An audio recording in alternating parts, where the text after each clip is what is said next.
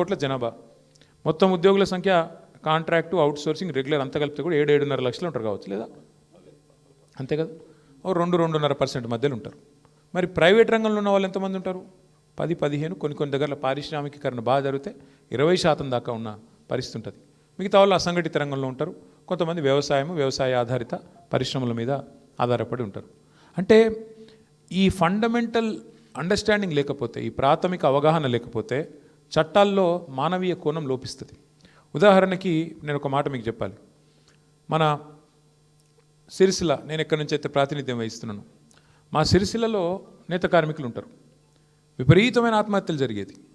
వారంలో ఒకసారి అయితే 2005-6లో ఆనాడు ఒకటే వారంలో 10 మంది చచ్చిపోయారు ఆత్మహత్యలు. అరే, ఓ 50 లక్షల రూపాయలు మా పార్టీ నుంచి ఇచ్చి ఒక చిన్న మైక్రో లోన్స్, అంటే interest free loans, micro loans అక్కడ పద్మశాలి కమ్యూనిటీకి అప్పచెప్పి మీరు కాపాడండి అయ్యా తెలంగాణ వచ్చేదాకా, వచ్చినాక నేను చూసుకుంటా కానీ అప్పటిదాకా కాపాడండి, వాళ్ళు చావకుండా చూసుకోండి అని చెప్పి వాళ్ళకు ఒక 50 లక్షల రూపాయలు. అంటే 50 లక్షలు పెద్ద మొత్తం అని కాదు 2005-6లో, కానీ 50 లక్షలకు ప్రతిపక్షం ఇస్తే ప్రభుత్వం కనీసం ఒక 500 కోట్లు ఇస్తుందేమో అని ఒక ఆశ, కనీసం సిగ్గొస్తుందేమో అని ఒక ఆశ, దానికోసం చేసినాం. అదే ప్రభుత్వం వచ్చినాక ఇచ్చిన మాట ప్రకారం కేసీఆర్ గారు ఒక పని చేసినారు. చాలామంది మూర్ఖులు తెలియక మాట్లాడతారు, ఇప్పుడు అధికారంలో ఉన్నవాళ్ళు కూడా. బతుకమ్మ చీర అని తెచ్చిండు కేసీఆర్ గారు. బతుకమ్మ చీరకు ఓట్లకు లింక్ లేదు, బతుకమ్మ చీర మేము మేనిఫెస్టోలో ఇచ్చిన మాట కూడా కాదు. ఎందుకు తెచ్చిండు కేసీఆర్ గారు? బతుకమ్మ చీర అంటే ఇటు ఆడబిడ్డకేమో బతుకమ్మ సందర్భంగా ఒక కానుక, చిన్న కానుక, అదేం పెద్ద పట్టు చీర కాదు, అదేం నువ్వు లక్షల రూపాయలు విలువ చేసేది కాదు, కానీ ఒక పుట్టింటోళ్ళు ఒక చిన్న కానుక పెట్టిన ఆడపిల్లలు ఎట్లయితే మురిసిపోతారో అట్లా ఒక చిన్న కానుక. అట్లాగే అదే బతుకమ్మ ఇటు నేత కార్మికుడికి బతుకునిచ్చే చీర కావాలి అనే ఉద్దేశంతో మాట్లాడిండు కార్మికులను కేసీఆర్ గారు స్వయంగా ముఖ్యమంత్రిగా. ఎంత వస్తుందా మీకు నెలకంటే? 7-8 వేల రూపాయలు వస్తుంది సార్, ఎట్లా బతకాలి, కిరాయిలు ఏంది, మా కథ ఏంది, మా బతికేంది, ఎట్లా చేయాలి, ఏం చేయాలి, రోజుకి 8 గంటలు నిల్చొని పనిచేస్తే కాళ్ళు గుంజుతున్నాయి, కాళ్ళు గుంజి ఆఖరికి చాలామంది బలహీనతలకు అలవాటు పడుతున్నారు, మందుకు ఇంకోదానికి ఆఖరికి అట్లే చచ్చిపోతున్నారు సార్. అంటే ఒకటే కండిషన్ పెట్టిండు సార్, నేను ఆర్డర్ ఇస్తా కానీ ఖచ్చితంగా మీ ఉపాధి, మీ వేతనం డబల్ కావాలి. ఇవాళ 8-9 వేలు 10,000 సంపాదించేటోళ్ళు 15,000 నుంచి 20,000 సంపాదించే పరిస్థితి రావాలని చెప్పి ఆ సేట్లను పిలిచి ఆర్డర్ ఇచ్చి సంవత్సరానికి 350 కోట్ల ఆర్డర్ ఇచ్చి మొత్తం 9.5 ఏళ్లలో 3,500 కోట్ల ఆర్డరు ఒక్క సిరిసిల్ల పట్టణంలో ఉండే వేలాది మంది కార్మికులను బతికించిన ఒక స్కీము బతుకమ్మ.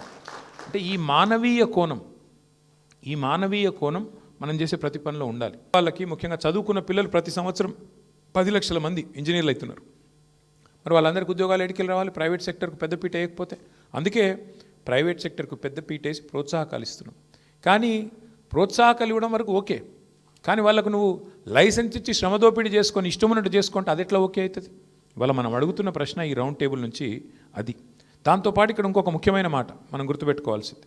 ఇవాళ కేసీఆర్ గారు మాకు పదే చెప్పేది, కొన్ని విషయాల్లో ప్రభుత్వాలు తలదూర్చొద్దు, మనం కొన్ని విషయాల్లో అసలు ఏలు పెట్టొద్దు అని చెప్పేది. అంటే మాకు కొన్ని విషయాలు ముఖ్యంగా వారు చెప్తుంటే మాకు అర్థమయ్యేది కాదు.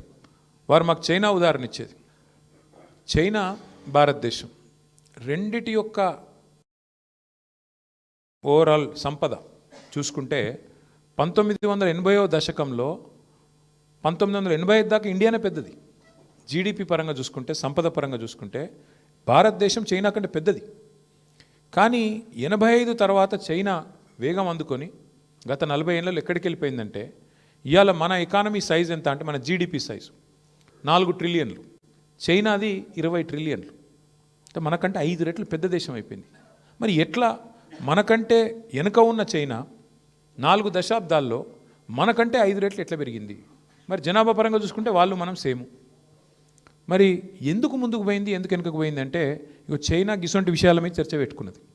చైనా మన వర్క్ ఫోర్స్ని ఏం చేద్దాం, మన వాళ్ళు పిల్లలు ఏవైతే వినియోగించుకుందాం, వాళ్ళ శక్తిని ఎట్లా వాడుకుందాం, మహిళలకు ఎట్లా రక్షణ కల్పిద్దాం, ప్రొడక్టివ్ సెక్టర్స్ ఏంది, అన్ప్రొడక్టివ్ సెక్టర్స్ ఏంది అంటే ఏంటంటే వాళ్ళ ఉద్దేశము, ఎక్కడైతే లాభం వచ్చే రంగాలు ఉంటాయో అక్కడ అవసరమైతే ప్రైవేట్ పెట్టుబడులను ఆహ్వానించారు.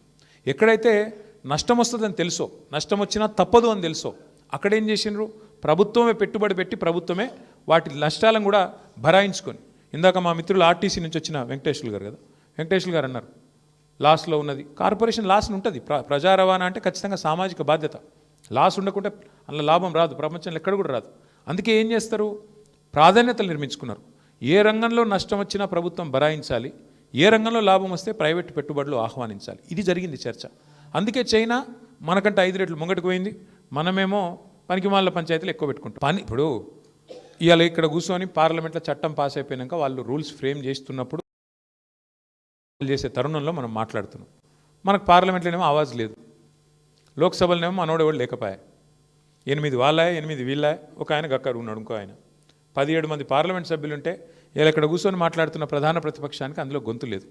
అక్కడ గొంతుంటే ఓ వినోద్ కుమార్ అసంట ఆయన ఉంటే లొల్లి చేసి బొబ్బ వేసి అంగిలాకు చెంపుకొని డామ్ డూమ్ అని దుంకి ఆపి కనీసం ఒక చర్చ అవుతుండే. ఇవాళ అదేం లేదు.